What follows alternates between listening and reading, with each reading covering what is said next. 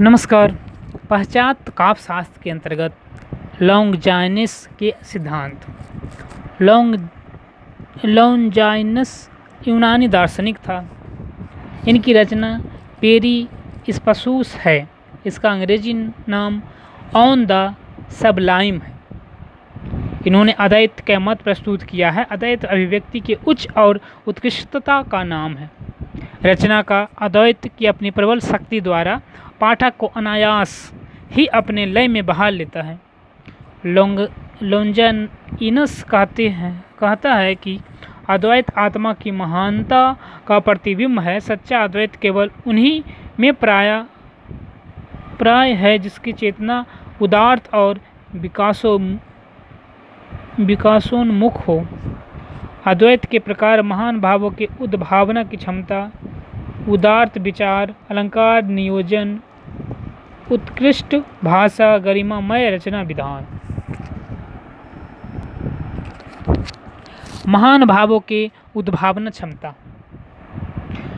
Longinus के भावों के आवेग के अद्वैत में सहायक मानना है। लॉन्गिनस कहते हैं कि मैं पूरे विश्वास के साथ कह सकता हूँ कि आवेग वेग, उन्माद, उत्साह के साथ फूट सकता है और आवेश में दो रूप होते हैं, सुखात्मक और दुखात्मक। उदात्त विचार। महान व्यक्तियों के वाणी से ही उदात्त विचार ध्वनित होते हैं। लेखक का व्यक्तित्व जितना उदात्त होगा रचना उसी के अनुपात औदात्य होगी। होमर की रचना इसलिए उत्कृष्ट थी क्योंकि उनके व्यक्तित्व उदार था। अब देखते हैं अलंकार नियोजन। तो अलंकारों के सम्यक प्रयोग से अद्वैत के सिद्धांत में सहायता मिलती है। लॉन्गिनस के मतानुसार अलंकारों का प्रयोग भाषा में इस प्रकार होना चाहिए कि श्रोता या पाठकों उनके प्रयोग को पता न चले। दूसरे शब्दों में अलंकार भावोवेग की प्रेरणा में सहज, स्वाभाविक और अनायास रूप से काव्य में आने चाहिए, तभी ये औदात्य के विधायक होते हैं। उत्कृष्ट भाषा।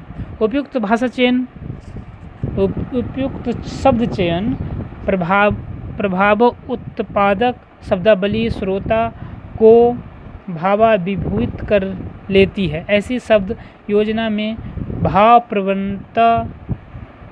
प्रवणता, सौंदर्य, गरिमा, ओज, शक्ति आदि श्रेष्ठ गुणों का समावेश होना चाहिए।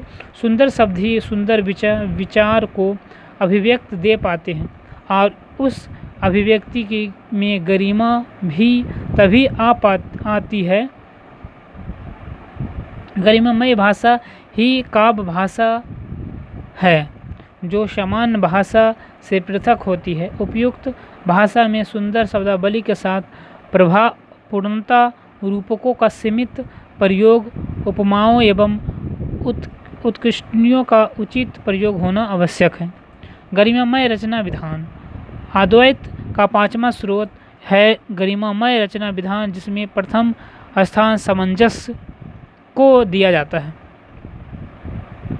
शब्दों में व्यवस्थित कर्म से काव्य में सामंजस्य आता है। बांसुरी की मधुर तान की भांति रचना का सामंजस्य हमारे मन में विभिन्न भावों को उद्वेलित करता है। भाषा में सामंजस्य के लिए ही काव्य में छंद विधान का आविष्कार किया गया है। ठीक है, तो अगले वीडियो में देखेंगे इसके रिचर्ड का संप्रेषण सिद्धांत। ठीक है, बहुत बहुत धन्यवाद।